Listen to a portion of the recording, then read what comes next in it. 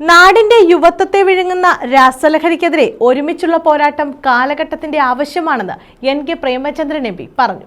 ലഹരിക്കെതിരെ PC Vishwanath MLA നയിക്കുന്ന ജനജാഗ്രത യാത്ര ഉദ്ഘാടനം ചെയ്ത് സംസാരിക്കുകയായിരുന്നു എം.പി.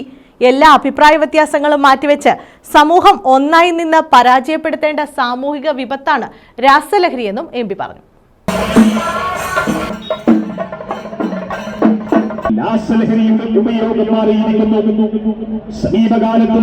എല്ലാ അഭിപ്രായ വ്യത്യാസങ്ങളും മാറ്റിവെച്ച് സമൂഹം ഒന്നായി നിന്ന് പരാജയപ്പെടുത്തേണ്ട സാമൂഹിക വിപത്താണ് രാസലഹരിയെന്നും എൻ.കെ. പ്രേമചന്ദ്രൻ എം.പി. പറഞ്ഞു.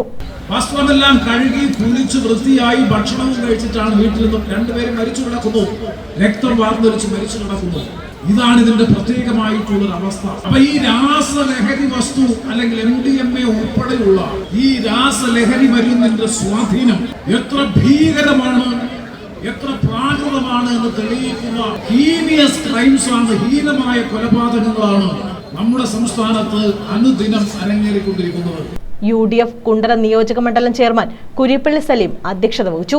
PC വിശ്വനാഥ് MLA ആമുഖ പ്രഭാഷണം നടത്തി. കണ്ണനല്ലൂർ മുസ്ലിം ജമാഅത്ത് ചീഫ് ഇമാം അസുൽ അൽ ഖാസിമി, TC വിജയൻ, സുൽഫിക്കർ സലാം, AL നിസാമുദ്ദീൻ, ഷെരീഫ് ചന്ദനത്തോപ്പ്, അഡ്വക്കേറ്റ് സുൽഫിക്കർ സലാം, പുളത്തൂർ രവി, ഫിറോസ് ഷാ സമദ്, വേണുഗോപാൽ, AL നവാസ്, വിവിധ സാമൂഹിക സാംസ്കാരിക രാഷ്ട്രീയ സമുദായ സംഘടനാ നേതാക്കൾ ജാഥയിൽ പങ്കെടുത്തു. സ്കൂളുകൾ, കോളേജുകൾ, ലൈബ്രറികൾ, ക്ലബ്ബുകൾ, റെസിഡൻസ് അസോസിയേഷനുകൾ തുടങ്ങിയവർ ജാഥയിൽ അണിനിരന്നു. മുഖത്തല സ്കൂൾ ജംഗ്ഷനിൽ നിന്നും ആരംഭിച്ച യാത്ര കല്ലുവെട്ടാംകുഴി, സെന്റ് ജൂഡ്, കല്ലുവിള, താണിക്കൽ, ചേരിക്കോണം വഴി കണ്ണനല്ലൂരിലെത്തി. കണ്ണനല്ലൂർ ജംഗ്ഷനിൽ ചേർന്ന സമാപന യോഗം മുൻ DGP ഋഷിരാജ് സിംഗ് ഉദ്ഘാടനം ചെയ്തു.